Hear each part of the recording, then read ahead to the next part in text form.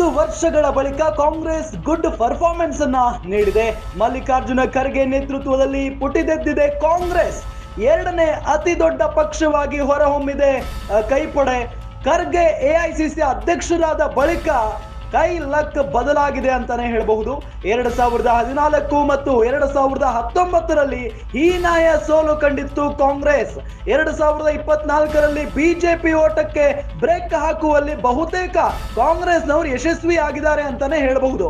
100ರ ಗಡಿ ದಾಟಿ ಮುನ್ನುಗ್ತಾ ಇದೆ ಕಾಂಗ್ರೆಸ್. ಇಲ್ಲಿ ವಿಪಕ್ಷಗಳನ್ನ ಒಟ್ಟುಗೂಡಿಸುವಲ್ಲಿ ಮಲ್ಲಿಕಾರ್ಜುನ ಖರ್ಗೆ ಅವರು ಯಶಸ್ವಿಯಾಗಿದ್ದಾರೆ. ಖರ್ಗೆ ಅನುಭವವೇ ಕಾಂಗ್ರೆಸ್ಗೆ ವರದಾನ ಆಯ್ತಾ ಅನ್ನೋ ಒಂದು ಪ್ರಶ್ನೆ ಸಹಜವಾಗಿ ಮೂಡುತ್ತೆ. 10 ವರ್ಷಗಳ ಬಳಿಕ ಕಾಂಗ್ರೆಸ್ ನಿಜಕ್ಕೂ ಕೂಡ ಗುಡ್ ಪರ್ಫಾರ್ಮೆನ್ಸ್ ಅನ್ನ ನೀಡಿರೋದು. ಮಲ್ಲಿಕಾರ್ಜುನ ಖರ್ಗೆ ಅವರ ನೇತೃತ್ವದಲ್ಲಿ ಕಾಂಗ್ರೆಸ್ ಪುಟಿದೆದ್ದಂಗೆ ಕಾಣಿಸ್ತಾ ಇದೆ. ಎರಡನೇ ಅತಿ ದೊಡ್ಡ ಪಕ್ಷವಾಗಿ ಕಾಂಗ್ರೆಸ್ ಪಕ್ಷ ಹೊರಹೊಮ್ಮಿದೆ. ಖರ್ಗೆ ಎಐಸಿಸಿ ಅಧ್ಯಕ್ಷರಾದ ನಂತರ ಸಹಜವಾಗಿ ಅವರಿಗೆ ಒಂದು ದೊಡ್ಡ ಸವಾಲಿತ್ತು. ಯಾಕೆ ಅಂತ ಹೇಳಿದ್ರೆ ಗಾಂಧಿ ಪರಿವಾರ ಅವರ ಮೇಲೆ ನಂಬಿಕೆ ಇಟ್ಟು ಅವರನ್ನ ರಾಷ್ಟ್ರೀಯ ಅಧ್ಯಕ್ಷರನ್ನಾಗಿ ಮಾಡಿದ್ರು. ಇದೆಲ್ಲ ನಂಬಿಕೆಯನ್ನ ಉಳಿಸಿಕೊಳ್ಳೋದ್ರ ಜೊತೆಗೆ ಜನರ ನಂಬಿಕೆಯನ್ನು ಅಂದ್ರೆ ಕಾಂಗ್ರೆಸ್ ಕಾರ್ಯಕರ್ತರ ನಂಬಿಕೆಯನ್ನು ಉಳಿಸಿಕೊಳ್ಳುವಂತ ಸವಾಲಿತ್ತು. ಅದನ್ನ ಈ ಸಂದರ್ಭದಲ್ಲಿ ಉಳಿಸಿಕೊಂಡಿದ್ದಾರೆ ಅಂತಾನೆ ಹೇಳ್ಬಹುದು.